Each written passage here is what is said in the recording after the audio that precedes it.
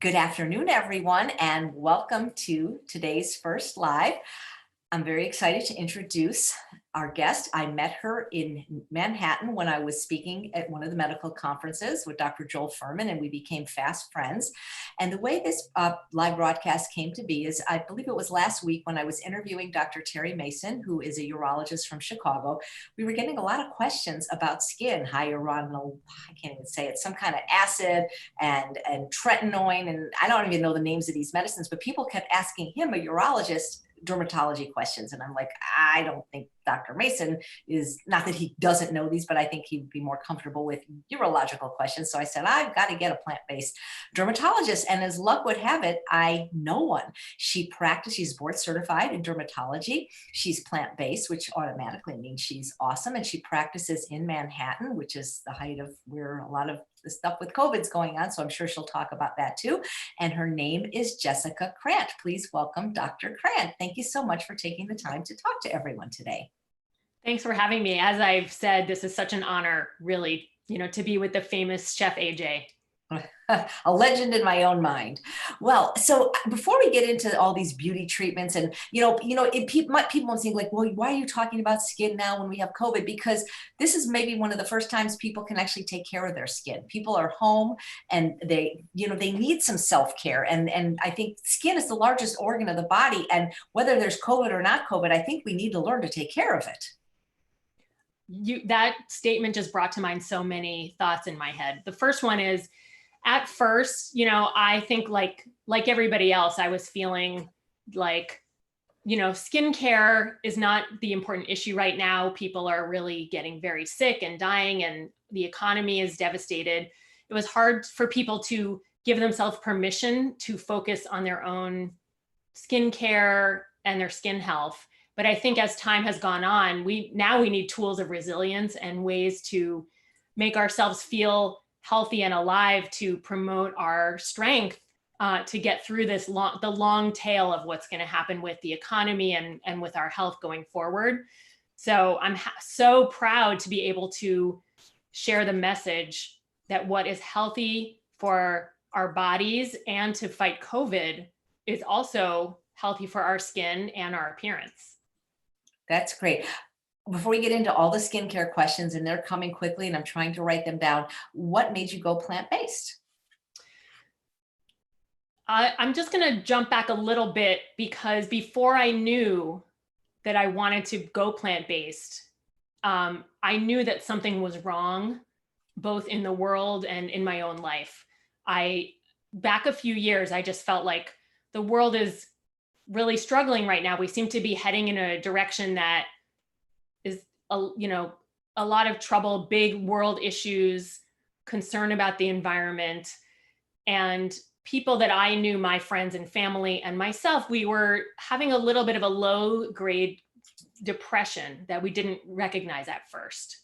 And I realized that in order to have the energy to make it through this long period where we're really trying to figure out how we're going to save humanity, save the planet, and make it through to the other side, we all need more resilience and more health coming from within.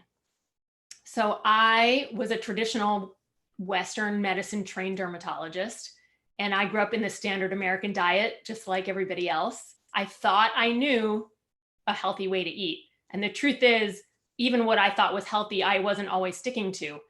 When I started to look around for how to learn more tools, get more tools in my toolkit for helping promote resilience and overall wellness and health beyond just dermatology, I was looking to use my master's degree in public health to promote societal health.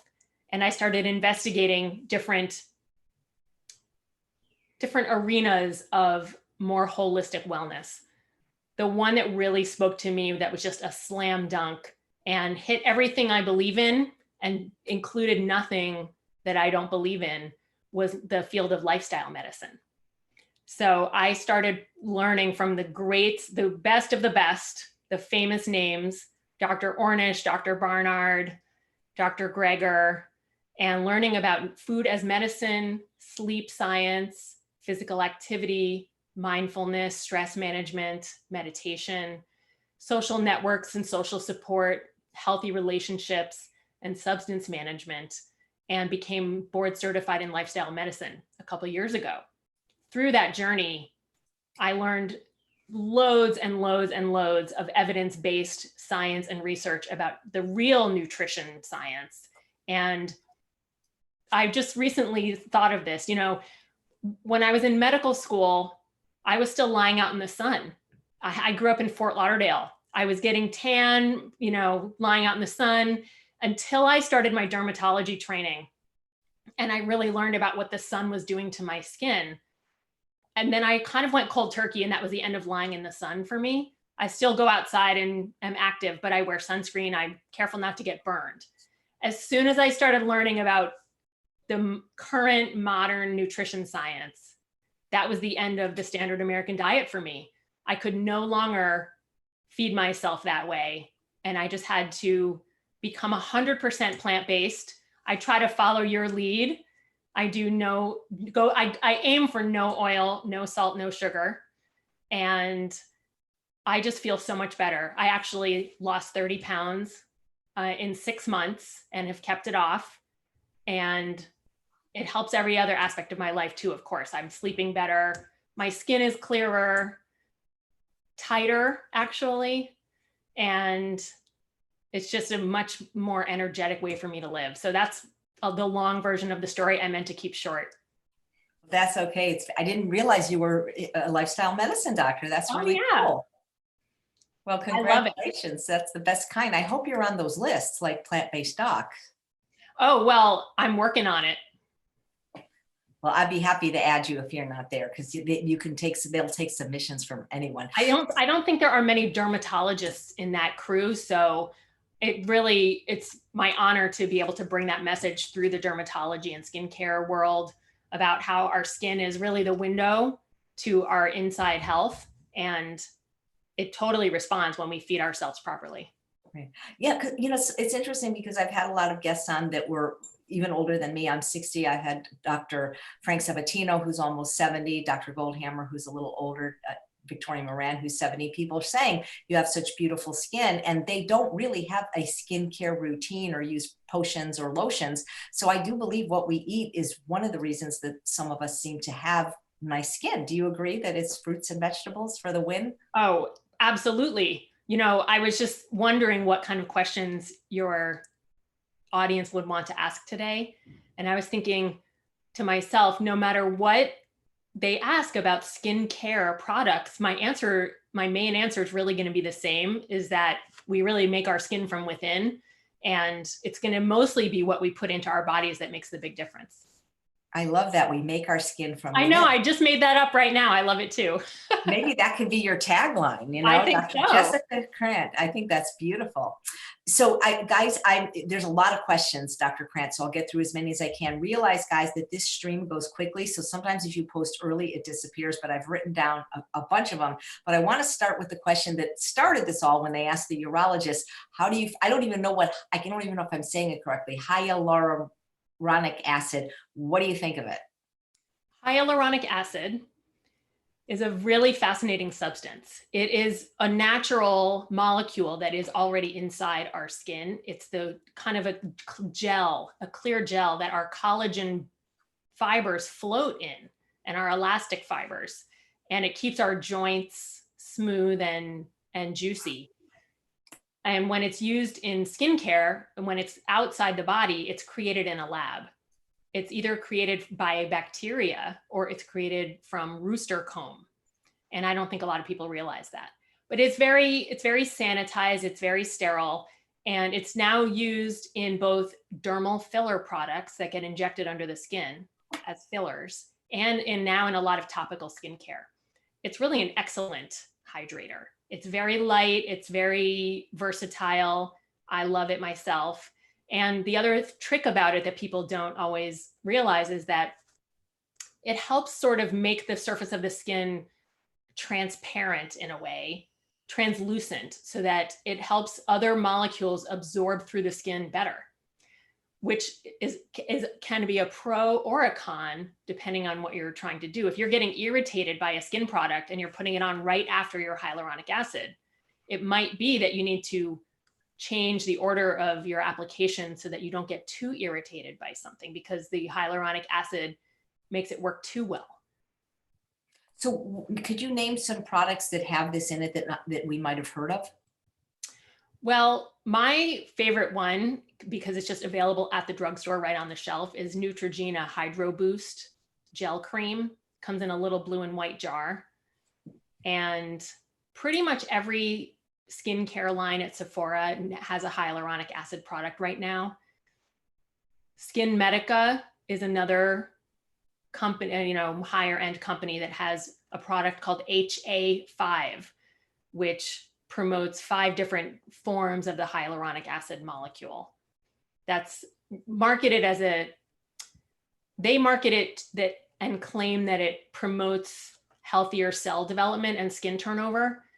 I don't know if that's true. It may be true. Well, if you said it was made from a rooster comb, does that mean it's not vegan? Because a lot of people are also ethical vegans and won't use products that are tested on animals or made from animals. Well, I would consider that the rooster comb derived one would not be vegan. Whether or not you consider the bacteria derived one vegan would be, each person would have to decide for themselves. A lot of skincare products, if you really look back at the original origin, a lot of medications that are created in a lab do often come from an animal product or a bacteria. Well, I wonder if PETA would have a list so people could know, because we're probably going to end up talking about some brands, and the one that keeps showing up on the feed is Trenton Owen. Sorry, I'm not a doctor. Trenton Owen is a vitamin A derivative. That comes from vitamin A. I'm actually not aware of whether that has an animal source. I do know there's a plant-derived cousin of retinol that's new on the market in the West called bakuchiol. I don't know if any of your audience has heard of that. That is from a plant, and it originates in India, and it has retinol-like properties. So it's a favorite among plant-based skincare people right now. So the Retin A that we get, I guess, from the dermatologist, is that safe to use? What do we use it for? Do we use it forever? And what do you think of it? The Retin A brand that used to be the brand for the generic medication tretinoin is another vitamin A derivative. In the world of these vitamin A derivatives, all of them together are called retinoids. Retinol is the over-the-counter version of it, and tretinoin is the prescription version that goes into the cells and converts to retinol. I don't know if some of your audience have heard of the prescription acne medication Accutane. Accutane is also a retinoid. It's an oral retinoid. It's very powerful. And because of that, it's restricted by the federal government. But tretinoin and retinol are both topical retinoids. What they do is they go under the skin surface, they get into the skin cells, and they promote differentiation and growth. And they keep the cells replicating at a more youthful pace. So as we get older, it does help to refresh the skin and turn over skin layers better and keep the keratinocytes, the cells we're talking about, a little plumper and juicier. Do people tend to stay on this like forever, or does it do its magic and then you're done? I always say that all of these products and all of the procedures that dermatologists do, they can turn the clock back, but the clock keeps ticking. So if we stop any of these things, our skin will continue to age. I think the goal would be that we change our lifestyle and improve what we put into our body and how we take care of ourselves while we use these products so that we need less of them in the future. It's really my goal to put myself out of business as a dermatologist. That would be amazing. Well, what foods are aging? We talk about fruits and vegetables being anti-aging, but don't things like caffeine and alcohol, and especially if people, God forbid, smoke, those take a big toll on your skin, don't they? Caffeine is interesting because coffee and tea contain antioxidants. So I think overall, as long as we don't overindulge, we might actually get an overall benefit from a little bit of coffee and tea. Now, sugar in food is a direct aging ingredient. It creates active oxidation, and it creates advanced glycation end products, which literally spell AGE and cause aging. Sugar causes inflammation, which we dermatologists call inflammaging. I love that. You know, you could write a book of all your little clever sayings. So I'm going to have to watch this later to remember which ones I said. Really, lots of gems. So Kathy says, what is the best product for anti-aging? You know what I really would like, Dr. Krant, is something for anti-dying. Anti-dying? Yeah, you know, I mean, there's something for we're going to age, but eventually we're going to die. So if you give me something instead of for anti-aging, just give me something anti-dying. The best thing, I mean, I don't mean to sidestep the question, but the best anti-dying product would be our diet and our healthy nutrition. There's just no skin product that's going to prevent us from aging forever. And the original question was, what is the single best anti-aging product? I really have to say there's no getting around the fact that it's sunscreen. You know, I say the retinoid family is number 2.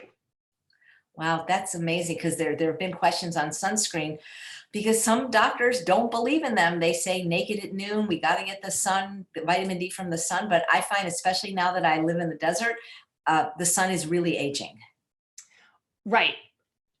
So this controversy about sunscreen is very complicated, and it contains a lot of sub areas.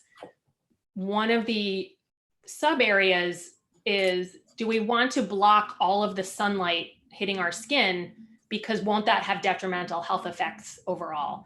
And I do agree that sunlight on our skin in a limited amount is healthy for our vitamin D production and for our overall internal health. Sunlight on the retinas of the eyes actually promotes endorphins and reduces stress. It's so powerful in that sense that it actually becomes addictive for people who do indoor tanning. They've done studies that show that when we try to ask our patients to stop doing artificial tanning, they can risk becoming depressed because of the loss of the effect of the ultraviolet radiation and the blue light spectrum on their retinas. So, but however, we don't want to get skin cancer, because melanoma is actually one of the largest killers of young people. So we want to protect from getting burned so we don't get skin cancer.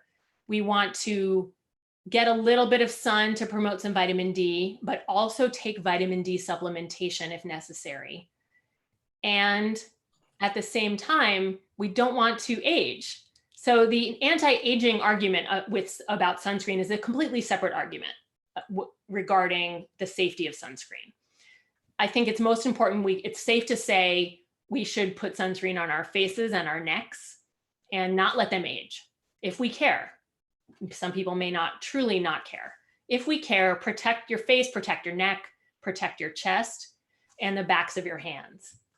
If you want to get some sun on your legs, your arms, your back to get a little vitamin D, to get a little warmth, as long as you don't get a sunburn, it's a choice you can make that could be a valid choice. You know, I never thought about putting sunscreen on my hands. That's brilliant. I mean, I put it on my face. Well, actually, you know what I wear? I don't know if you've ever seen these hats, but they're working out perfect because the stores accept them as masks. My dermatologist told me to get this hat. It's a floppy hat and it goes down the neck, and the only thing that shows is my eyes, and it's pink. I've seen you in it. It's hot pink. Yeah. That's fantastic. Yeah. But I never thought about my hands. And you're right. You can really tell somebody's age by looking at their hands. Right. Because what people don't realize is that just a little bit of sun every day, that little chronic sun all the time, is what's doing most of the aging.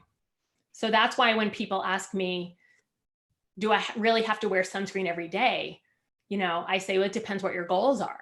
If your goals are to reduce aging and in 10 years look like you look today, yes, you do have to wear moisturizer with SPF at minimum every day, even just for your commute, if you care.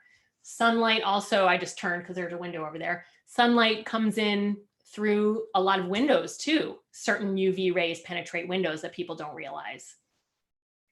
So do we need a certain number SPF, or is 15 enough? Well, the American Academy of Dermatology now likes to recommend a minimum of SPF 30. And the reason for this is twofold. One is that the SPF number, it really only reflects the protection from UVB rays. But UVA rays are really quite aging. So when we have a higher SPF number on the bottle, it tends to come with higher quality, longer lasting UVA protection as well. In the United States, we don't have a ranking system for UVA protection, so it's never discussed on a bottle. We just want it to say broad spectrum.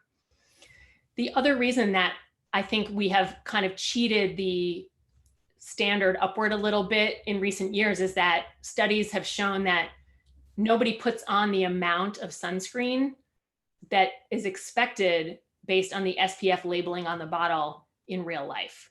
So in order to get a real SPF 15 from a bottle, you probably have to put on 2 or 3 times as much as you're really putting on. And so if we use an SPF 30 or an SPF 50 and we put on the amount we want, we're getting less protection, but we're still getting a good amount of protection. So Kathy says, do we need to reapply it all day, or is once enough? What a great question. Theoretically, we really need to reapply it every 2 hours. It's just not that realistic. If somebody could reapply in the afternoon, maybe with a powder over makeup or a powder to de-shine the face, that would be outstanding. I want to jump back one step, because when we were talking about putting sunscreen on the hands, it's very hard, especially now, because when we wash our hands, it comes off. So that's one reason that it's hard to keep the hands protected. That would be a great case for keeping sunscreen with you and reapplying it. And I actually do now in my fanny pack when I walk my dog, but I never thought about putting it on my hands. Bethany says, what about sport clothing that protects you for the sun? Here they recommend something called Coolie Bar. Like, they don't even want our arms and legs. And I'll be honest, my face is looking pretty good, but my arms and legs have those white spots that you get. Yeah, I love Coolie Bar. That's a great company. I just went into Uniqlo, the chain store, a couple months ago and saw that they now have UPF 50 sun protective clothing. So now I think everybody's cluing in that it's much more elegant and could also be really stylish to have cool sun protective clothing. And you don't have to worry about the mess of the sunscreen or about not having enough on. So if you're wearing one of the hats like I have, or the Coolie Bar, you don't need sunscreen under it, right? I don't think you need sunscreen under it, but the problem that people get into is it gets hotter than they expect it to get, and they want to take the clothing off. So just watch out for that. Absolutely.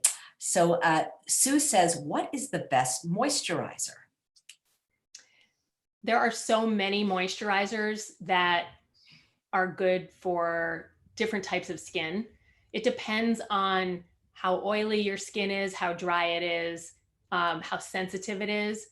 Some of my top favorites are, I already mentioned Neutrogena Hydro Boost. Neutrogena Hydro Boost comes in the drugstore as 2 versions that look exactly alike. So I just want to warn everybody, do not buy the water gel. That's too watery. There's one right next to it called Gel Cream, and I would say that's the one to get.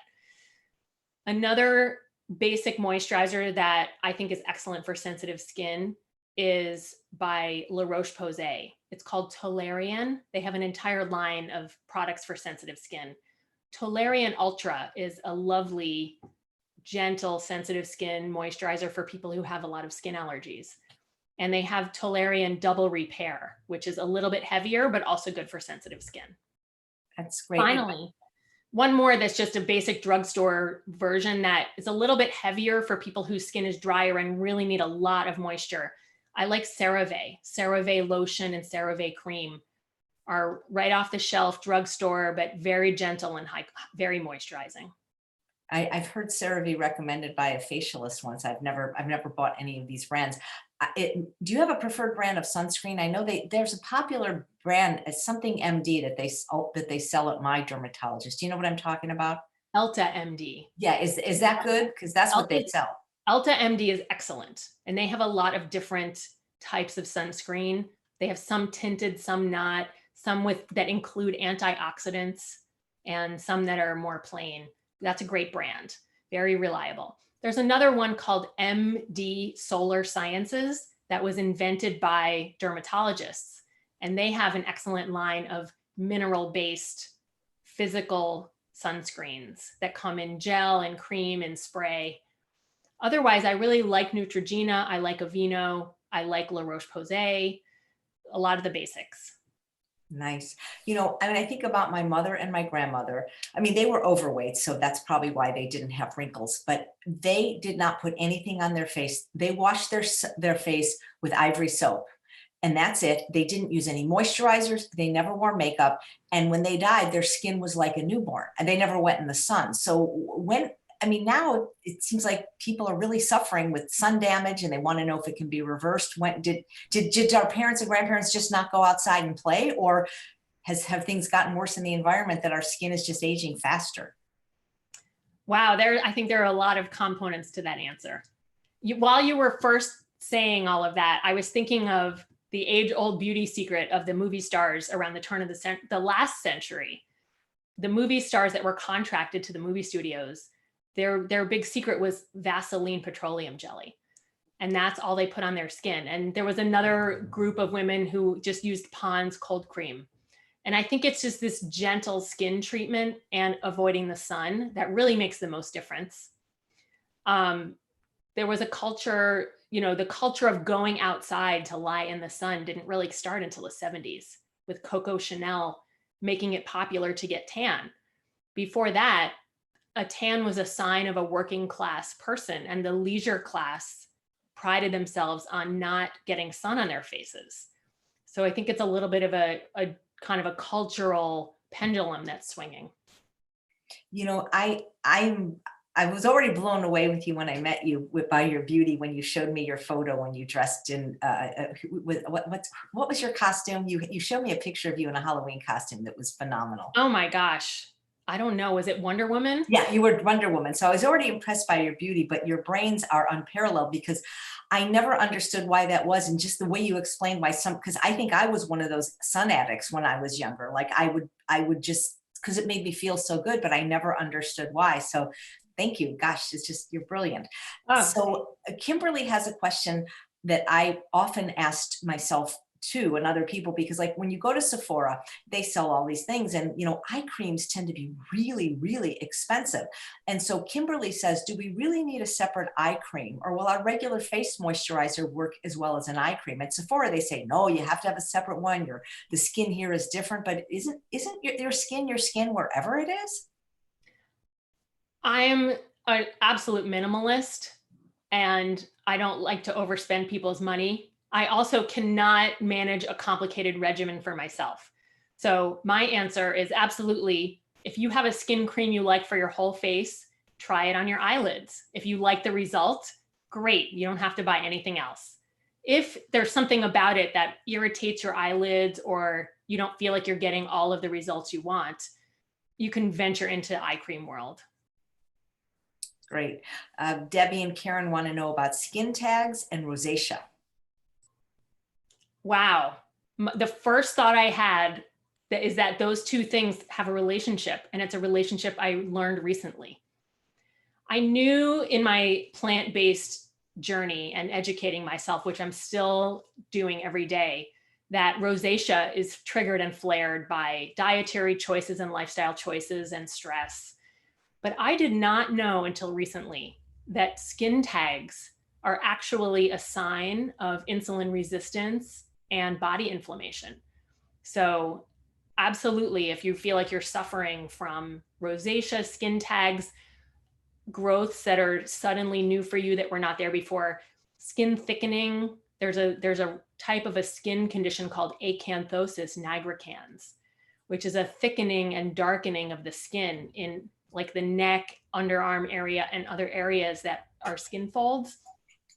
Those are signs of insulin resistance, which can be improved by becoming more plant-based. And then we do have to remove the tags. Sometimes they'll shrink themselves back, but not always. Hmm. We have a question from a different Debbie about dry heels. I actually bought this really cool thing. They have a store. It's like the 99-cent store, but it's everything's $1.50. It's, I believe, a Japanese store. And it's this thing that you like kind of just put on your heel. Like, it's the coolest thing. I don't know what it's called. I could go grab it if you want. But Debbie's asking, what do you do about dry heels, especially when they're cracked? Dry heels that are already cracked are tough. There's a foot peeling product that I like to recommend to people with the toughest issue just to get started, called Baby Foot. And it's like a little paraffin and I think alpha hydroxy little sock slipper that you put on, and it really soaks into the thick skin. You wear it for a while, you take it off, and then about a week or two later, very thick layers of the skin will come off.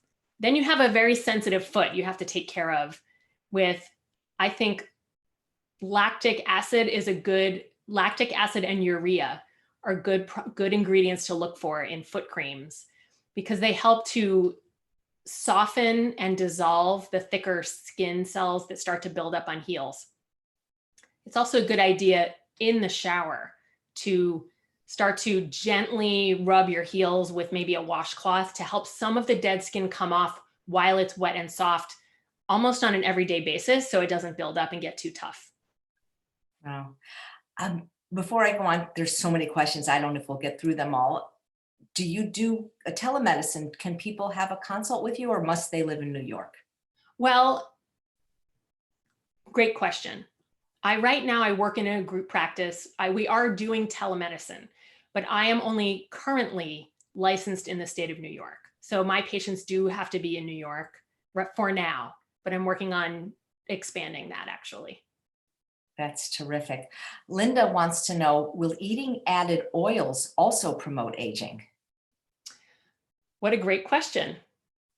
A lot of people think that healthy oils are healthy, but I've seen the science enough to absolutely believe that any extracted oil is not a whole food.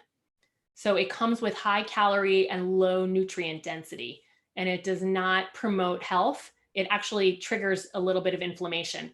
Different oils do this in different amounts. There are definitely some oils that are less bad than others. And a very tiny, tiny amount of oil isn't going to make a big difference. But people have to really think in a no oil way. Otherwise, everything ends up with way too much oil.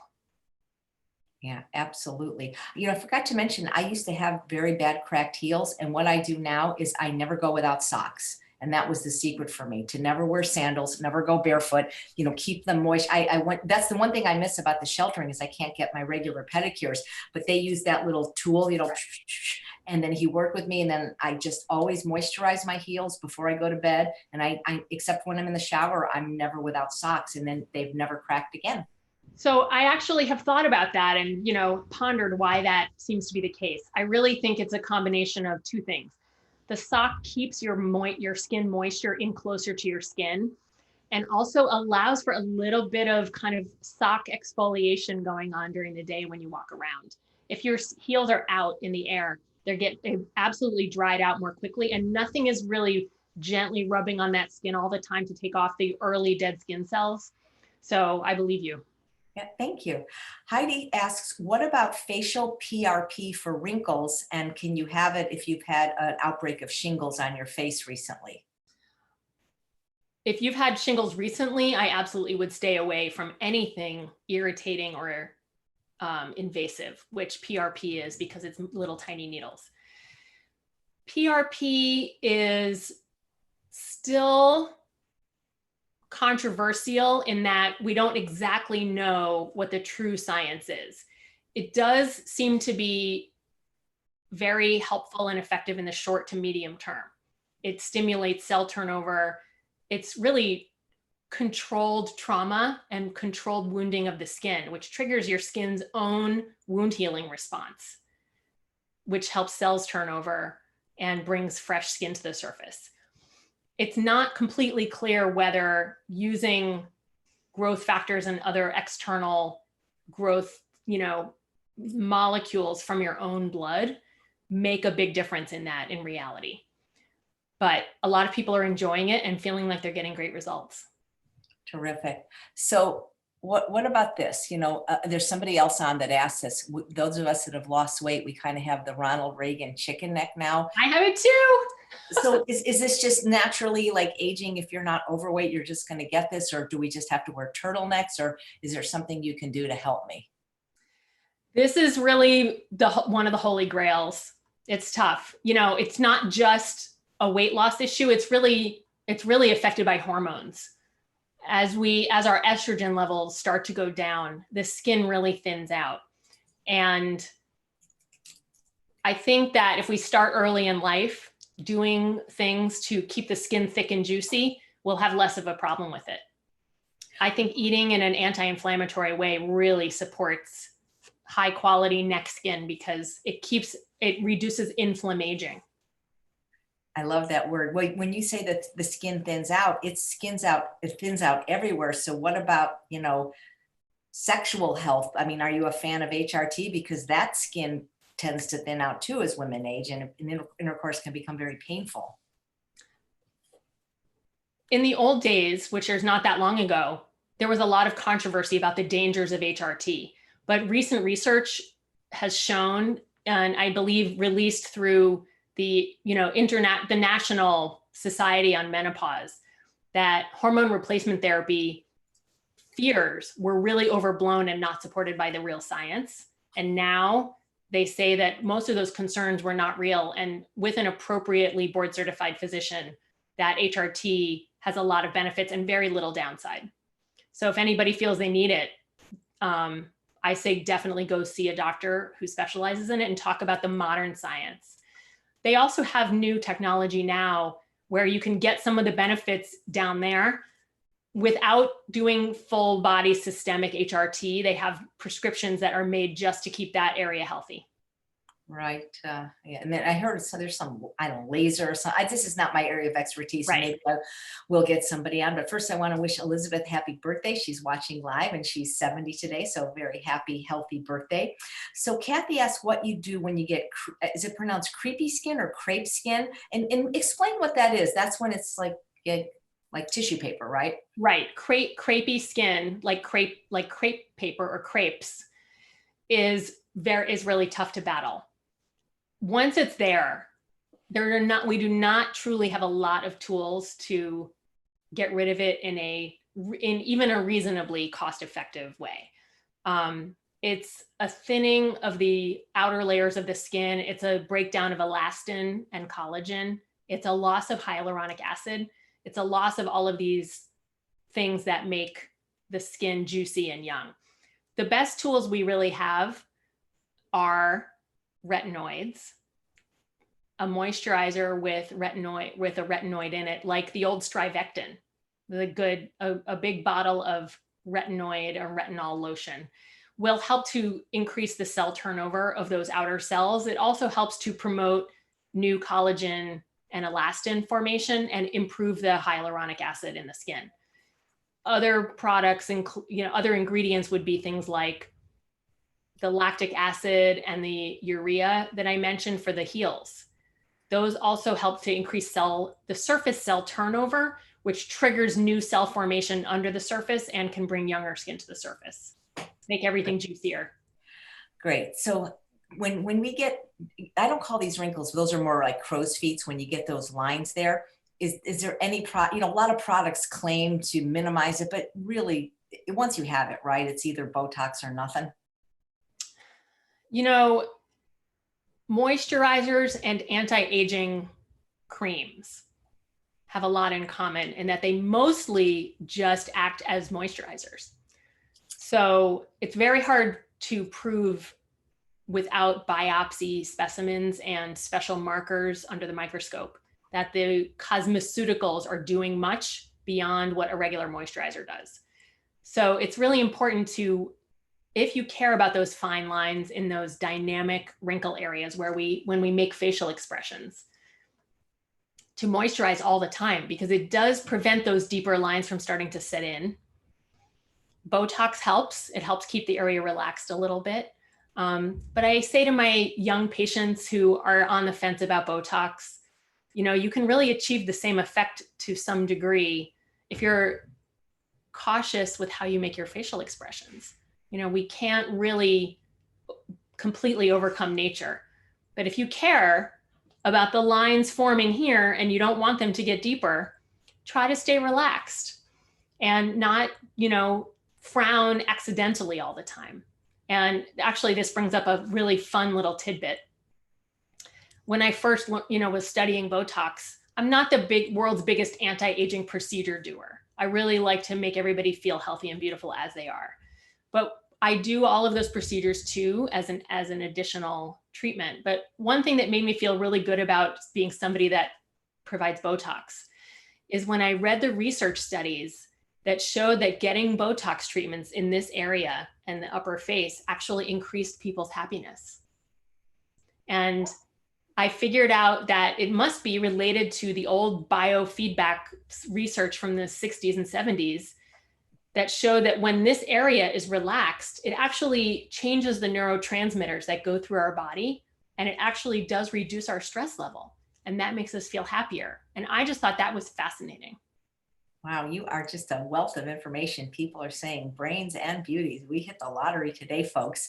So people are asking about age spots, but they're also asking about brown spots. Those aren't always the same, right? Age spots can be pinkish or brown. I think when people are asking that, they mean the brown spots. And then brown spots can be just sun and age spots, and they can also be a condition called melasma, which is a much more complicated, trickier, deeper, and hormonally mediated brown patchiness that's hard to get rid of. The brown sunspots that people are asking about are probably what we call lentigos or lentiginous. Those are the same words. And they sometimes, they're just amazing. They will pop out in one day. You go along, you're fine, you have no spots on your hands and your face. One day you wake up and you realize there are 3 little brown spots on the back of your hand that were not there the day before. And those are lentigos, and they are really stubborn. They can be removed with a laser sometimes, but it's very hard to remove them with just creams. Wow. What do you think of Lytera 2.0 for these, the sun spots? I love Lytera. Lytera is a great product. It's a combination of a lot of sort of herbal and gentle chemicals that do an overall brightening. They reduce the production of melanin by the melanocytes, which are the cells that create the pigment in the basement membrane of the skin. That's what we want to do. Brighten, tighten, and whiten. Right. Oh, right. Exactly. There's another one. Can you use both? I can never say this. I apologize. The Trenton Owen and Lytera, can that be one's routine? Is it okay to use both? You said Lytera 2.0, I think. 2.0. Yeah. Yeah. Can you use both of those? Like, is it okay to use like one for one and not, like, can you combine things, or is that getting too much? Absolutely good to do both. Ironically, or coincidentally, Lytera 1.0 contained retinol. So they were made together and they work well together. They took the retinol out of the 2.0 because some women were in situations where they couldn't use a retinoid and it wasn't safe enough at the time. And they didn't want women to be, and men to be limited in not being able to get to the other ingredients that are in the Lytera. Very nice. Sharon wants to know, what do you think? Well, I don't want to say we all know, but it seems like everybody that I interview knows that we don't want to ingest oils. But people are asking, like, is it okay to put coconut oil on our skin? And Sharon says, what do you think about the use of oil on the face, like rosehip or argan oil for mature, drier skin? I feel about oils on the skin the way I feel about toners. To me, it's a little bit of a marketed myth that they're magically helpful. But that said, if anybody has found a product that they really like and they feel helps their skin, it probably does, and I'm not against it. Argan oil has antioxidant properties. A lot of the oils really do have antioxidant properties, just like other topicals.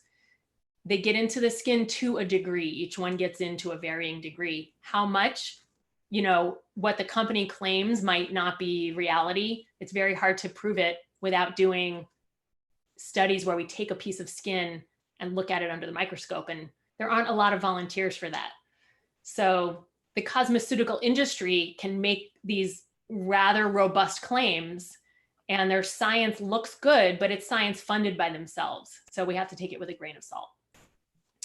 Or a grain of kelp. I know. I was trying to think of a good joke for that one. But what I do want to say about coconut oil, and I know Dr. Greger says this because I just heard him speak live recently and somebody asked, we do not want to ingest coconut oil because it has a very high level of saturated fat.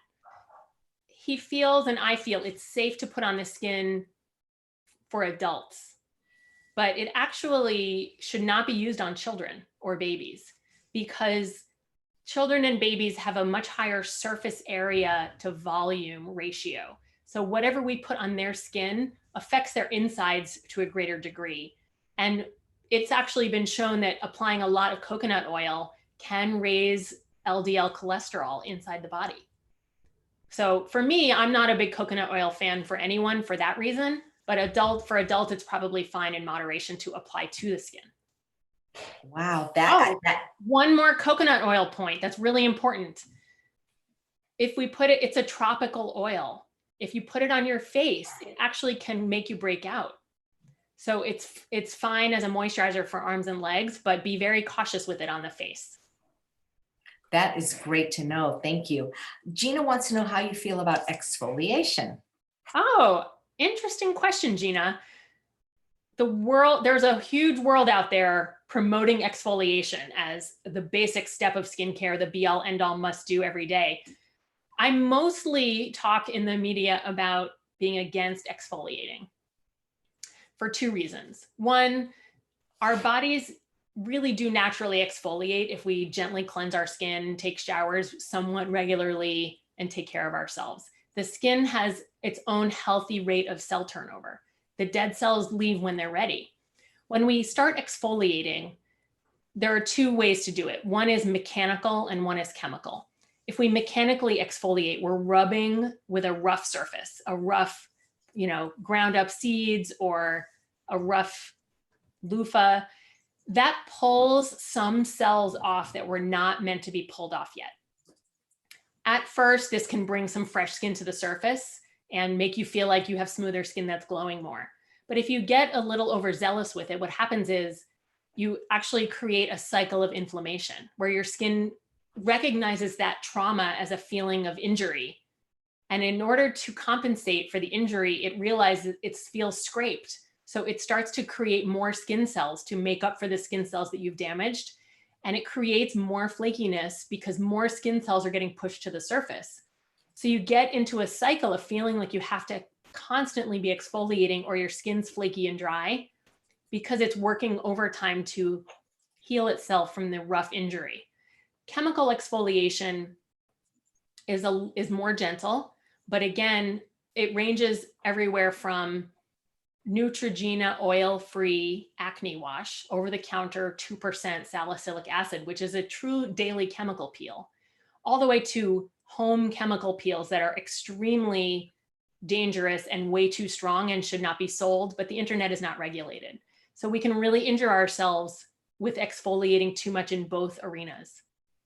Wow, you are really like an encyclopedia of everything. I mean, I wish I could go to you. It's a little far, but if you ever do maybe I'll come to you. Oh, please. Oh man, this is a great place to live. And you'd be in business forever because the skin cancer rates here are just incredible. Oh, I'm so sorry to interrupt you. I'm so glad you just said that because today is May 1st. And I wanted to remember to say that May is Skin Cancer Awareness Month. So this is just such a perfect time for me to do this interview with you and, have all your listeners and watchers pay attention to their own skin and make sure they see a dermatologist if they see a spot they're worried about. Right. Absolutely.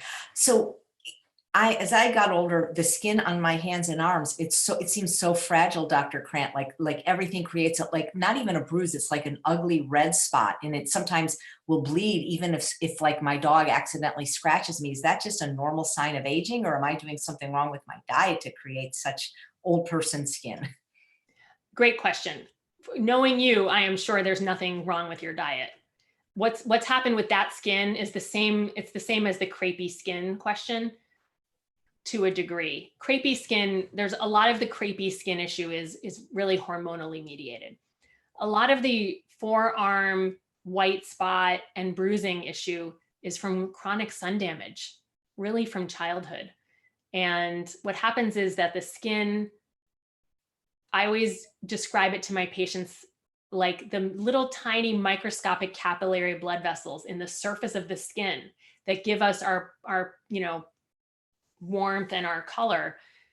They start to get so damaged by chronic ultraviolet radiation that comes through the surface that they get to be like little tiny old dried out rubber bands.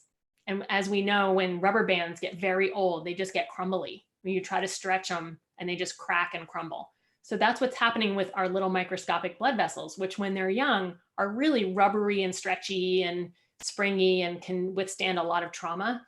And as we get older, if you just touch them, or you may just turn your hand or turn your arm in a way that breaks one of them under the surface, and you'll get a little purple spot we call purpura, that it's not your fault. It's just from the long-term sun damage. That can be, reversed a little bit with lasers and with some of the things I mentioned earlier that reverse that aging of the skin, the retinoids, the lactic acid, the urea, all the skin thickeners. So that's I think well, you didn't see me before you saw me, obviously, but I wasn't so great, with these spots. And so they wanted to do the Fraxel laser. And, I was so scared because my friend had it, not for a skin improvement. She actually had cancer. And she said it was just so painful. Oh, Fraxel is a brand, and they have about 3 different levels of laser. So she may have had the Fraxel Repair, which is a carbon dioxide resurfacing that's quite dramatic, really requires some sedation and a long healing phase. Hopefully people only have to do it once, maybe twice, but it's expensive and it's very uncomfortable. The Fraxel Restore or the Fraxel Dual are 2 other versions of getting Fraxel treatment that are not as painful. I usually do those with 1 hour of numbing cream on first, and everybody manages it pretty well. You don't get as much improvement though. So for that, you have to do a series of treatments. So it sounds like whether our problem is heart disease, diabetes, cancer, or skin damage, the best cure is prevention. Well, there's no doubt about that. It's a shame we can't just right now go all the way back to the beginning and do it right from the beginning. But we've really seen dramatic improvements in people when they make a lifestyle change, that even at 2 weeks, even at a month, even at 6 weeks and 8 weeks, people's weight improves, skin improves, heart disease improves, and immune system balance improves. So it's never too late to start. That's great. So when we put our sunscreen on our face, do we need then a separate product with SPF for our lips? For this, I would say pretty much all the time you should, if you're going to think about your lips, try to do a separate product, because the creams that absorb into the skin, the regular skin on the face, they'll get rubbed off too easily with talking and eating. So there are some great lip products out there now, more and more, right, that contain SPF 30 up to 50. Right. And as our lips get older, they do thin out and flatten and get small, and a lot of that is sun damage. So if I knew then what I know now, I would have been wearing sunscreen on my lips since I was in junior high. Oh my God, I say that all the time. If I knew then what I knew now about everything, my life would be completely different. I almost want to know now what I'm supposed to know in 10 years. That's really what I want to know. So what about cold sores? And doesn't the dermatologist have the ability, when you catch it early, to do some kind of an injection so it doesn't get like big, like if you get it right at the prodrome? Was that about cold sore? Mm-hmm. We can do a little cortisone shot, but I have to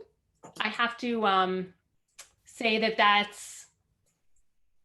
it's a cosmetic fix, but it's questionable because we're putting steroids into what really truly is an infection.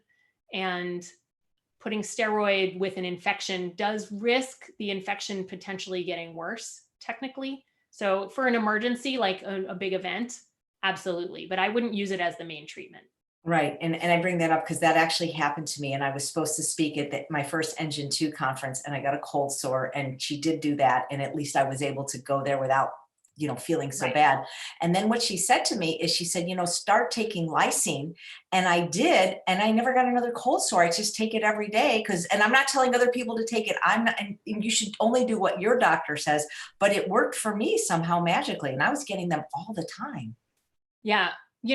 I think lysine, if people talk to their doctors about it, is a really safe and pretty reliable way to, for sure, minimize the outbreaks. People who really have terrible constant outbreaks get a lot of benefit from lysine.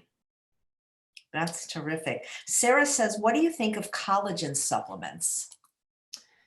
Sarah, I have been meaning to really dig into the research on the collagen supplements. I hear some people really have great results. My initial thought about it was that there's just no way that eating a collagen pill goes into your stomach and through your GI tract and then goes right to where the collagen is needed. From a healthy diet, we make our own healthy collagen anyway. So I'm not a huge fan of supplements that can be made by our own body eating a healthy plant-based diet. But I could say I could do a little more research on it. Thank you. And please do some research on doing telemedicine, because it's my understanding that even if you're not licensed in certain states, if it's more like an educational kind of thing and you're not becoming their doctor and prescribing, you still are allowed, because there's a lot of people here that would love to talk to you now. Oh, so. Yeah. Right. If I do it as a health coach, there are some people who feel that distinction can be made.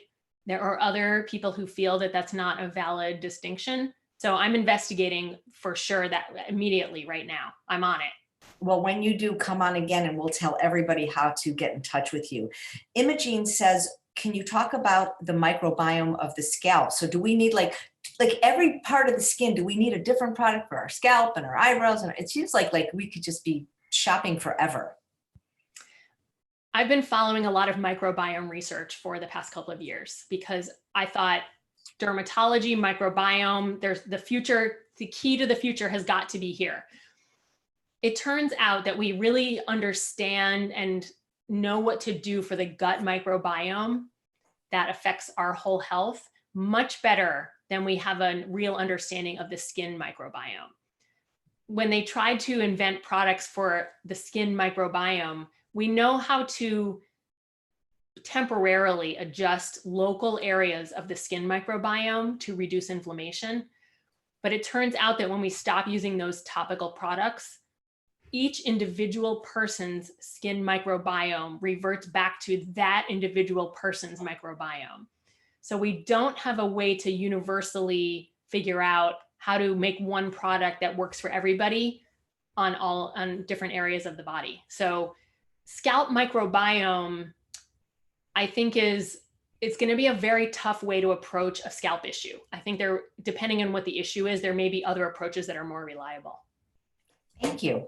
Jackie says, what about, I don't know if I'm pronouncing this right, perioral dermatitis around the sides of the nose, and thoughts on doxycycline? Perioral dermatitis means a rash around the mouth. And then the larger family of these rashes is called periorificial dermatitis because it can happen around the eyes, around the nose, around the mouth, all of the orifices. It's really an inflammatory condition, and it can be very elusive and tricky. So, we think we have a few tools that are reliable, but we don't know why some people keep getting it coming back and coming back. Doxycycline is one of the helpful tools, and we believe that it really mainly works by being anti-inflammatory. It's not that it is killing bacteria so much as an antibacterial antibiotic, but it does work in, very well as a temporary anti-inflammatory medication. That's terrific. So last week or a week or so ago, I interviewed a vegan skincare developer, Caitlin Harwell, and I admitted that I do something that's not so great. Is I don't wear a lot of makeup since I moved here. If you look at some of my older videos, you're going to see like a full face. I kind of just don't anymore because of the heat. But I don't always take it off before I go to bed. Am I really damaging myself by not doing that? Because I get tired and I fall asleep, and I was like, In the spectrum of all of the things that we do that harm ourselves all the time, if you're eating very healthy and getting good sleep and exercising, your body is extremely powerful at fixing little damages that you do. So it would be great if you had the energy to gently remove all of your makeup and put on a light moisturizer every night. But your skin looks great from where I'm sitting. So I don't think you're doing that much damage overall. The face is a very small part of our total body surface area. So if you're putting toxins and, there are pollutants on your face from not taking your makeup off at night, it's still a very small entryway compared to all of our skin. So I encourage you to do it, but I'm not going to beat you up over it. I've got to find a routine. Maybe just if I did it right after dinner. I don't know why. It just has to be earlier. We all get too tired after 8 o'clock, Absolutely. Kat says, what about dry brushing? Dry brushing is in the category of exfoliating for me. So if anyone's going to do it, be gentle. Do not try to hurt your skin doing it. I feel that it has other benefits beyond just a general exfoliating. Dry brushing is a little bit more of a holistic and spiritual experience where you're drawing your body's energy, toward your heart or going through a ritual. And I think the ritualization of it, and depending on how you think about it, it can alter your physiology emotionally, which I think is a good benefit and a nice benefit if that's your routine. But I don't want you to harm your skin with it. Right. Listen, I want to respect your time. We've gone an hour. There's a lot of questions. Would you like to keep going or would you like to come back? It's totally your choice. Well, it would be my honor to come back. And if there's any way that you would like me also to try to answer some questions in between, I'm happy to do that too, if you tell me how. Well, what I can do is, I don't think people understand that when I see these, and I don't know if they see these and you see these, there's like a certain amount, and then after a while they go away. So what I try to do is write down as many as I can. I feel like that there's just so many that it would take you at least another 30, 45 minutes to get through them. So we could schedule another one of these. I often have doctors like Dr. Lyle and Dr. Hawk. They come on about once a month, and maybe you could be our resident plant-based dermatologist. It would be my honor. What a compliment. And I'm so flattered that everybody has all these questions. Yeah. Well, you know what they say in show business, always leave them wanting more. My mother said the same thing. Right. So maybe, but before you come back, you could look into what I was talking about, because I know that you can talk as long as you frame it correctly, because there's a lot of people that say, oh, if she wasn't in New York, I'd have a consult with her. So I will. I'll figure it out for sure. That would be great. Well, it's been so fun talking to you, and I just learned so many new things that I've always wondered about, and now I know. And you'll come back. She said she would, so I'm going to write down as many questions as I can. But speaking of coming back, if you guys are free in 2 hours, I'm going to be interviewing Patrice Mock. She's actually my supervisor at Animal Samaritans, where I volunteer all throughout the Coachella Valley with Bailey, and we'll talk about what PAT therapy is, how to become a certified team, and just how to help animals in general. So please come back, and thank you again, Dr. Krant, for your wisdom. I really appreciate it. Thanks for having me. Okay. Bye, everybody.